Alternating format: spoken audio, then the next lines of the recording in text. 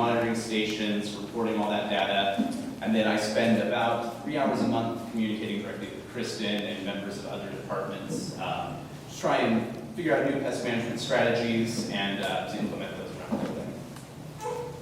So throughout PestTech's time working with the Academy, a relationship that has developed that is more of a partnership than just a typical contractor-client relationship. Working with Kristen directly as well as members from several departments via our monthly pest committee meetings has made implementing and executing the Academy's IPM plan a collaborative process. Rather than focusing on contractual deliverables, we're able to recognize pest issues and potential pest issues and ask ourselves questions like, how do we resolve this? What is PestTech's role in resolving this pest issue? What is the Academy's role? And how do we all work together to maintain the pest thresholds throughout the building? The IPM plan at the Academy is always evolving. Pest issues change over time, and a very open discourse with Kristen and the Pest Committee allows large-scale change to happen rapidly. We're constantly exploring new tools and strategies to maintain pest thresholds throughout the building, rather than focusing on contractual deliverables to define the terms of service. We embrace the process.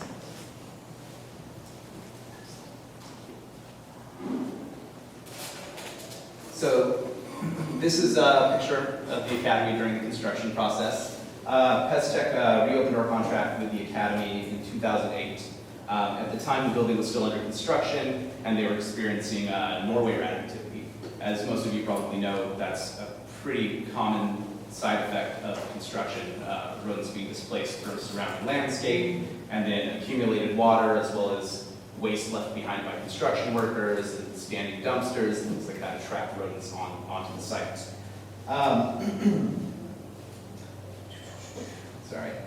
Once the building was complete and the last of the rats were trapped, we began to experience mouse issues on the inside of the building.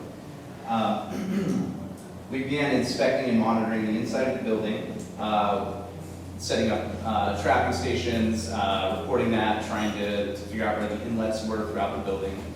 Then as the Academy employees began to move in and the building opened to the public, we started to see the mice spread throughout the entire building. Food started to be produced in the cafes. You had visitors coming and carrying food throughout.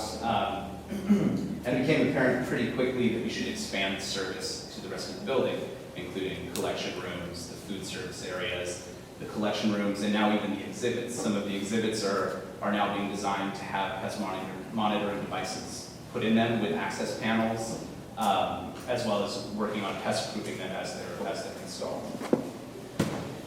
When Kristen invited us to join the Pest Committee, it opened the door for us to communicate and build relationships with internal representatives capable of making change and affecting change throughout the building.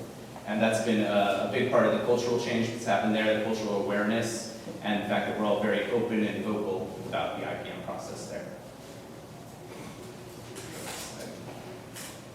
So as you can see, this map here is color-coded, and Kristen kind of touched on this, and on the next slide when she comes back up, she'll probably touch on it a little more.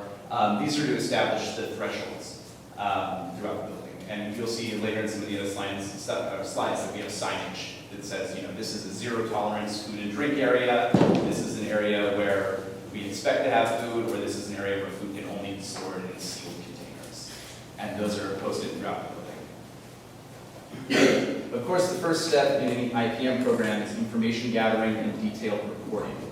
PestTech uses a software program to record and track the pest activity throughout the building. This includes not just pest trapping and sightings, but pest-prone structural and procedural deficiencies that we locate throughout the building. The report is broken down into a word map that I'll go through quickly. It basically breaks the building down into levels, east-west pavilion sections of the building, then rooms, and then actual devices. So when you trap a mouse, you can say, the trap under the desk trapped a mouse in room B112 on the basement level in the east pavilion. And so very quickly you can look at the report and figure out where these trap mouse are happening. It's a really quick way to convey information.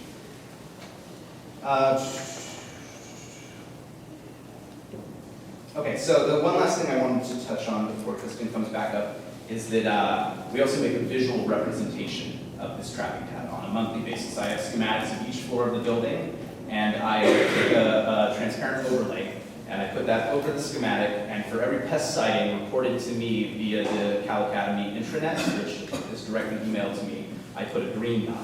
And then every trapping that happens, I put a red dot.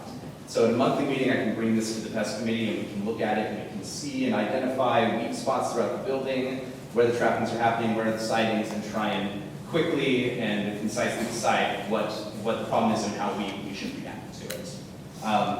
Kristen, you ready to come back? Yeah. Thank you.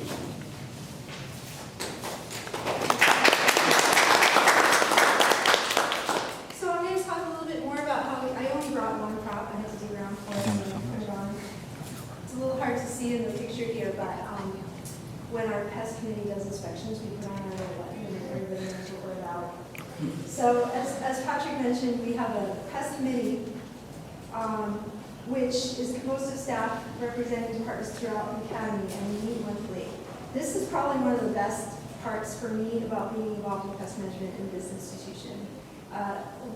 Probably many of you have experienced, like I have, trying to perform pest management in isolation, where every step of the way you have to convince the larger organization to support you. So having a committee already in place that's representative is great.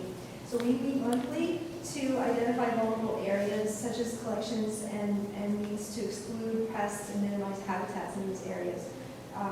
We review pest reports and pest activity that Patrick maps out for us and figure out where to focus our energy and where appropriate strategies. And then we discuss areas of operations and staff culture that could be improved to minimize pest establishment. This is also a key part of this institution. Go ahead. I may have missed it. Help me out. What do you mean by maroon?